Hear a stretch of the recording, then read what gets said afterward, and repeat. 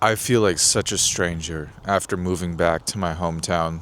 Look, I don't know if you know my story yet, but basically, I moved abroad for a couple years. I was in Australia, went to Asia a little bit, and I was really, really burnt out from being on the road for so long. So I had this little itch inside of me, like this intuitive feeling that I should probably return back to my home country and just have a reset, just rest, recalibrate, and plot the next move. Really just to soak in the present. Well, I didn't exactly move back to my hometown, but I moved back to a city in my home country that I used to live in, which is Calgary, Canada. And to be quite honest with you, I feel like an absolute alien. And I'm sure a lot of you probably feel the same when you've been away for so long and then you return back to your old roots. But I actually think it's a little bit deeper than that, because when you make a change, when you move somewhere, when you make a massive life decision that strips you away from your old environment, whether it's moving to a new country, moving to a new city, like for example, you go to school somewhere else, it could be anything, you take on a new job even in the same city, but you don't see the same people for a long time, you're actually returning back to the community and the environment that was your old identity. So it really, really just throws you off and you feel like you just properly can't fit in it. And I feel like that's the case with me. Now, there's actually a lot more reasons, and I think it's just I despise the Western world. I really do. I'm very grateful that it's safe. Generally speaking, the air is clean, the water is clean. I will never take that for granted. In fact, I think people in my country and in similar countries should be more grateful for that, because the real world really isn't like that. Like most people, not most people, but in most countries, it's very common to see people living under bridges with their toddlers. Anyways, my point being is people have the wrong idea of how life is in these countries. Now, I know it's a little bit of a judgmental statement, but everyone's always talking about themselves in my country, man. It's just the North American way of life. It's so individualistic. I don't like it. And I used to be that guy. I used to be that guy who always thinking about trying to level up, trying to, do this and that, and thinking people care and everyone's talking about themselves. And it's like, oh, what do you do? And it's like, who cares? Like, no one cares. Like, this is not something that really matters in the grand scheme of thing. Like, of course, it's important to have a purpose. It's important to do something that's your God-given gift. It's important to put your mind to something and achieve a goal and become someone that you're proud of and who actually serves yourself and the world. But why does it have to be our whole concept of identity? Why does it have to be our way of living? It's just so stupid. This is just one of the things that I don't like after returning back here. It's like a reverse culture shock, to be honest. Like, I'm in the sauna in a gym, right? I signed up for this really high-end gym that I used to go to here, and it's a beautiful gym. And I'm in the sauna, the most relaxing place you can be on earth. And I just felt so drained, and I had like a massive headache, and I was kind of pissed off because the people who are sitting in the sauna with me, they're not bad people, but like they're the older generation, and they're talking about, they're worried that their 22-year-old daughter, when one of the parents asked what is she doing with her life, and the parent was like, oh, we're figuring it out. She's not in school right now, but we need to get her in nursing or whatever, blah, blah, blah. It's like, who cares? Who cares? Why is the first thing we ask each other, what do you do? Why does it matter what I do? It's just, it doesn't matter. And I understand that's a culture thing in North America and some other places. People here, they're so comfortable. They're so comfortable, which is fine. It's not a bad thing to live comfortably, but it's like they don't see the other side. Like, they don't see who they can become. Where they can visit, what they can learn. They don't understand maybe the discrepancies that they have because they're in their own little bubble. And these countries, even though they're good, and my country as well, it's like they breed that comfort. It's like it's a massive catalyst for it. And it's just not really my personality. It's not really who I am. And it just makes me feel like an alien where I'm from.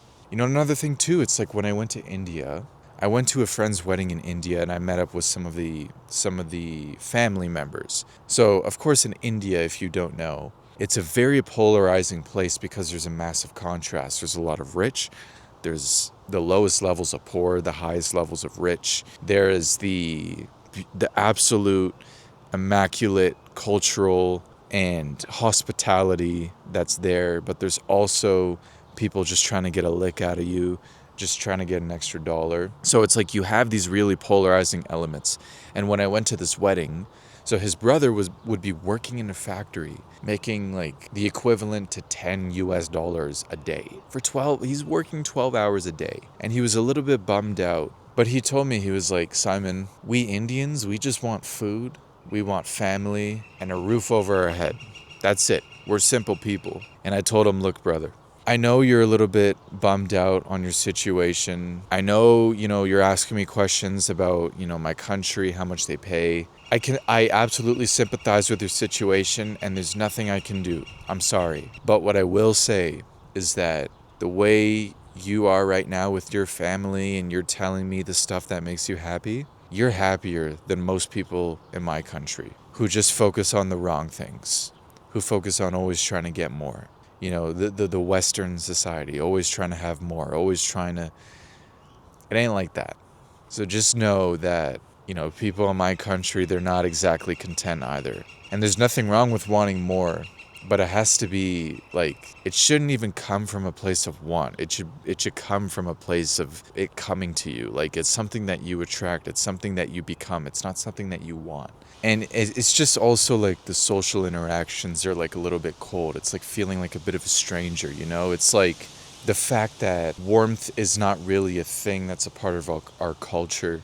It's a little bit of like a depressed society, not only because we have like 6 months of frigid snow, but it's also just the way, it's the culture, it's the way, it's our customs, it's the way that we interact with the world and the people around us. It's like, it's not the most communal thing. It's like when you go to Latin America or Southern Europe, or even when I was in Asia, there was so much warmth. There was so much love. There was so much, curiosity and genuine interest in people. Not all the time, what they have. It was just who they are, like where they're from, things like that. And it's like this is a part of their way of life, and we just don't have that here. And it's a hard thing to come back to.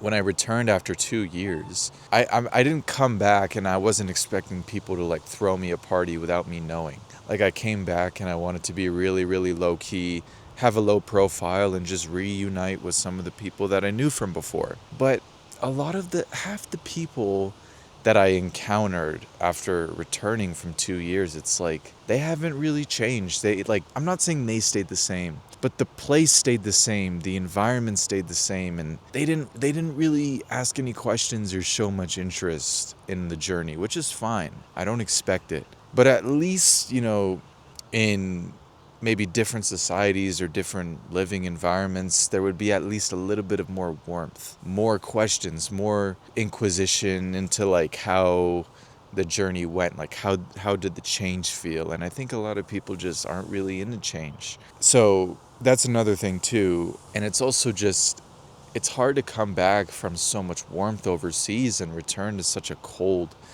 way of life when it's like, it shouldn't be like this. Like, we have everything. Like, we're so safe. We have clean water. We have opportunities to make money. We have a good passport.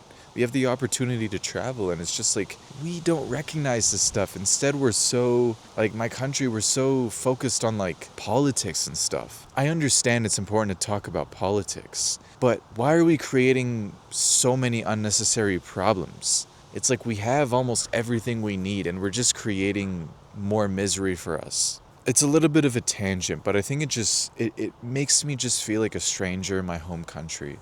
And after all this, I'm starting to realize, and you actually may have already figured it out for yourself or slowly realizing it, it's the fact that just because you're born somewhere doesn't mean it's your home. Just because you're born somewhere doesn't mean that it's the place that you're supposed to be. It's not where you perhaps belong. And I'm slowly realizing that. And at first it was a little bit sad, but I'm realizing, it's the way it is. Am I going to live somewhere or be somewhere or build a life in a place that is below the actual ideal life that I want? Like, even if it's good enough, is it not what I actually want? I think it's important to realize that and to, put in the work and go through the trials and tribulations and the discomfort to build that new reality that's more ideal for yourself.